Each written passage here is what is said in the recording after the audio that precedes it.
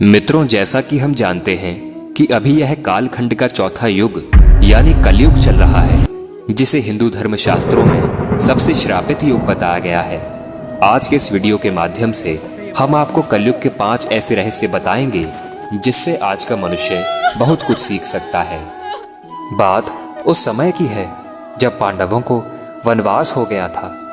वनवास जाने से पहले पांडव ने भगवान श्री कृष्ण से पूछा था, हे श्री कृष्ण, अभी यह द्वापर का अंतकाल चल रहा है, आप हमें बताएं कि आने वाले कलयुग की चाल या गति कैसी होगी।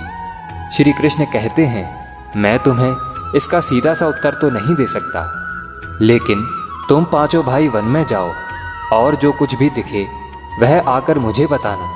मैं तुम्हें उसका कलयुग में प्रभाव बताऊंगा। उसके बाद पांचों भाई वन में चले गए।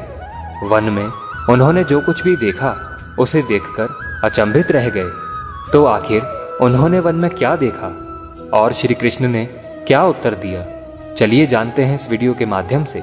लेकिन वीडियो में आगे बढ़ने से पहले अगर अभी तक आपने हमारे चैनल को सब्सक्राइब नहीं किया है तो चैनल को सब्सक्राइब करके बेल आइकन को प्रेस करना ना भूलें। सबसे पहले युधिष्ठिर ने उत्तर दिया, हे वासुदेव, मैंने तो पहली बार 2 सूंड वाला हाथी देखा। यह मेरे लिए तो बहुत आश्चर्यजनक था। इसके जवाब में श्री कृष्ण कहते हैं कि कलयुग में ऐसे लोगों का ही राज होगा जो दोनों ओर से शोषण करेंगे, बोलेंगे कुछ और, करेंगे कुछ और ही, मन में कुछ और होगा और कर्म कुछ और ही होगा। ऐसे ही लोगों का कलयुग में राज होगा। तुम कलयुग आने से पहले तक राज कर लो। युधिष्ठिर के बाद अर्जुन ने कहा कि मैंने जो देखा वह तो इससे भी ज्यादा आश्चर्यजनक था। मैंने देखा कि एक पक्षी के पंखों पर वेद लिखे हुए हैं, लेकिन वह पक्षी मुर्दे का मांस खा रहा था। श्री कृष्ण अर्जुन को उत्तर देते हुए कहते हैं, कलयुग में ऐसे ही लोग रहेंगे जो बड़े ज्ञानी और ध्यानी कहलाएंगे। वह ज्ञान की चर्चा तो करेंगे, लेकिन उनका आचरण राक्षसी होगा। वह बड़े पंडित और विद्वान कहलाएंगे, किंतु वह यह देखते रहेंगे कि कौन सा मनुष्य कब मेरे और हमारे नाम से संपत्ति कर जाए। अर्जुन के सवाल के जवाब के बाद भीम अपना अनुभव सुनाते हुए कहते हैं कि एक गाय अपने बछड़े को इतना चाटती है कि वह बछड़ा खून से लहूलुहान हो जाता है। तब श्री कृष्ण कहते हैं कि कलयुग का मनुष्य शिशुपाल हो जाएगा।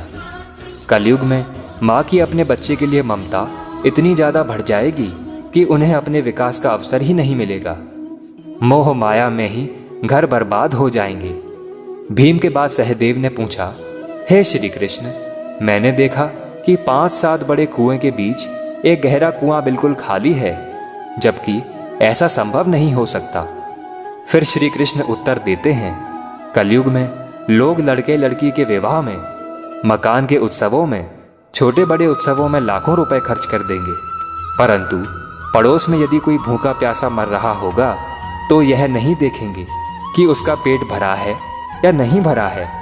उनका अपना ही सगा भूख से मर जाएगा और वह देखते रह जाएंगे। कहने का तात्पर्य यह है कि कलयुग में अन्न भंडार तो होंगे, परंतु लोग भूख से मर जाएंगे। सहदेव के बाद नकुल ने श्री कृष्ण से कहा कि हे श्री कृष्ण, मैंने देखा कि एक बड़ी सी चट्टान पहाड़ से गिरती है और बड़े से बड़ा वृक्ष भी उसे रोकने में सक्षम नहीं हो पाता, परंतु एक छोटे से पौधे से टकराकर वह रुक जाती है। आखिर ऐसा कैसे हुआ?